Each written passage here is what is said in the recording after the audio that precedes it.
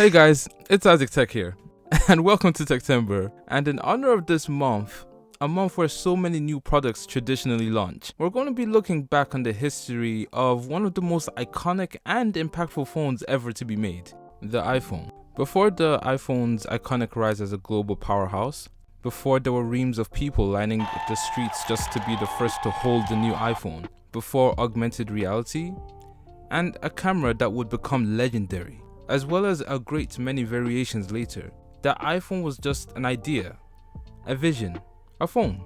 For many years, the MacBook had long been the proverbial golden goose of Apple.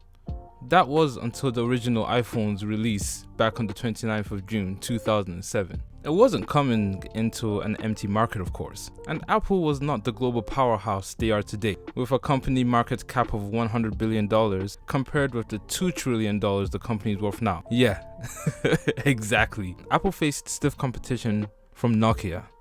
Yeah, or is it Nokia? I don't know. Palm Trio, Motorola, all dollars dishwater phones, and probably their most formidable foe, BlackBerry. BlackBerry being a notebook type of phone that leveraged the use of a keyboard and of course their very popular BBM. But on the 29th of June 2007, that all changed with the introduction of the iPhone. This is a day I've been looking forward to for 2.5 years.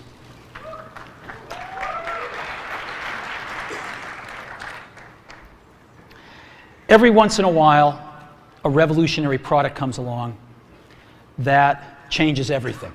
The introduction of this new product did not come without its scrutiny, of course. Microsoft's Steve Ballmer, you know, the bald guy that owns the Clippers, laughed at the prospect of an iPhone right out of the room. Steve Jobs goes to Macworld and he pulls out this iPhone. What was your first reaction when you saw that? $500 fully subsidized with a plan? I said, that is the most expensive phone in the world, and it doesn't appeal to business customers because it doesn't have a keyboard, which makes it not a very good email machine. But Apple had a plan. They went on a comprehensive advertising campaign like this one here. Hello? Hello? Hello? Hello? Hello? Hello? Hello? Hello? Hello? Hello? Hello? Oh, hello, Barney. Hello? Hello? Hello? Bonjour. Hi. How you doing there? Where Apple tried to juxtapose the old with the new and better iPhone. The advertising campaign surrounding the launch of the iPhone cost Apple a reported $40 to $50 million, and that was just in Europe alone. Did you also know that since 2009, Apple have not actively advertised the iPhone anymore? They leave that job to their carrier partners such as Verizon, Sprint, 3G, saving them millions on advertising spending. Back to our point, the advertising was successful, and thousands of people lined the streets waiting for the chance to pick up the new device with a very different shape from a forward-thinking company, which yielded the scenes we're used to, like this and this. With this success came money, and a lot of it. Which brings us to Apple's next innovative iteration of the iPhone 4, a truly groundbreaking phone with a shape much more different to anything on the market, also bringing support to broader carriers at faster speeds and new natural language interfaces. That's just a fancy way of saying you could change the language to Afrikaans if you wanted. And a flashlight feature.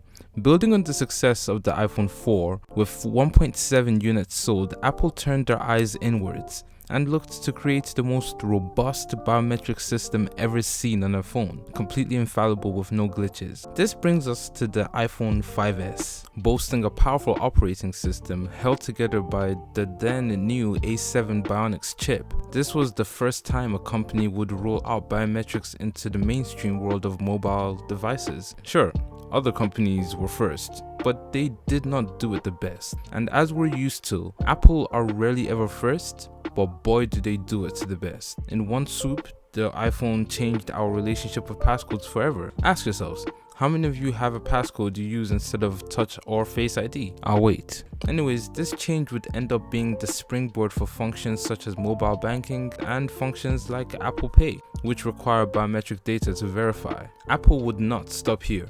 In 2017, the iPhone X introduced Face ID, and in typical Apple fashion, they may have been late to the party, but they did it the best. With an almost fail-safe version of the technology, unlike the Face ID on Samsung's Galaxy devices, this Face ID could not be so easily penetrated by 2D drawing. So secure were Apple's iPhones that even the United States government could not gain access to a locked iPhone. So big is this debate with the FBI trying to strong-arm Apple into creating a backdoor access for them in the interest of national security. But Apple still will not back down, stating that if they were to allow a backdoor for the FBI, then it could be abused by hackers and bad actors, bringing down the safety value of every iPhone, causing a back and forth between Apple CEO Tim Cook and FBI Director James Comey. In your iPhone, there's likely health information, there's financial information, there are intimate conversations with your family or your coworkers, there's probably business secrets, and you should have the ability to protect it. And the only way we know how to do that is to encrypt it. The notion that we would market devices that would allow someone to place themselves beyond the law troubles me a lot.